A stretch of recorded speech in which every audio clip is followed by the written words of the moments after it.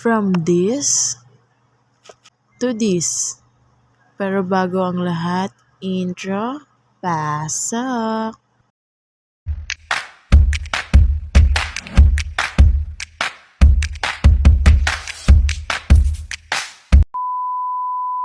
So, hi guys! Welcome back to my channel. It's me again, Mami Deng. So, for today's video, birthday nga pala ngayon ng aking sister. And for today's video, ngayon, magluluto tayo ng kanyang handa. Bale, ito nga palang isdang to is salmon to. Kinote ko lang to dito sa may crispy fry para naman kapag pinrito natin to, hindi siya madurog. Tsaka nga pala sa pagpiprito nito guys, tama na yung mag golden brown lang siya. Bale, yung mga nakot ko na nga ay sinalang ko na para yung iba i-coat ko na rin para prito na lang tayo ng prito, ganun. Bali habang kino-coat ko, yung iba nilagay ko na dito sa kabilang pinggan para naman hindi magsiksikan doon. Bali nung naluto na nga pala tong kabilang side, binaliktad ko na para maluto din yung kabilang side. Hindi naman kasi po pwedeng kabilang side lang yung maluluto dito. Ito nga pala guys is pangalawang salang ko na kaya hindi ko na naipakita sa inyo na nasalin ko yun. Then ito namang tilapia is iihawin to kaya nilagyan lang ng palaman. Meron nga din pala kami ditong rellenong bangus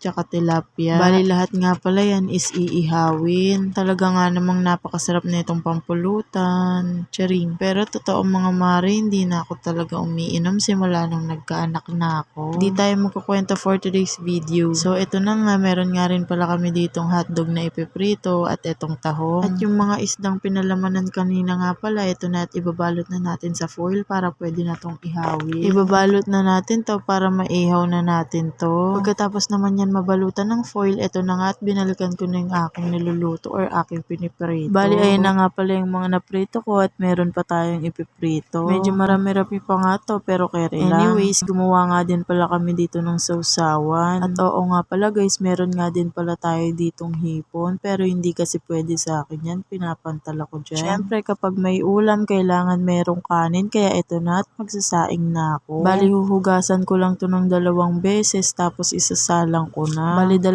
kaldero nga pala yung sinaingan namin guys since marami nga kami rito. Hindi ko na nga pinakita sa inyo yung isa pang kaldero na sinaingan ko dahil same process lang din naman yung ginawa ko. Ito nga una kong hinugasan is sakalan namin sinaing tapos yung isa naman doon sa rice cooker. Mabalik nga tayo dito nung nahugasan ko naman na siya ng 2 beses. Ito na nga at sasabawan na natin to. Sasabawan nga lang natin to yung tama lang siya sa tubig para hindi naman siya lata at hindi rin pagkatapos ko naman magsaing, ito na nga at lumabas na ako. At naabutan ko pa nga dito si Baby Earl na sumasayaw-sayaw. At syempre ayaw natin makopyright kaya minute ko yan. At i-voice over na lang natin yan for today's video.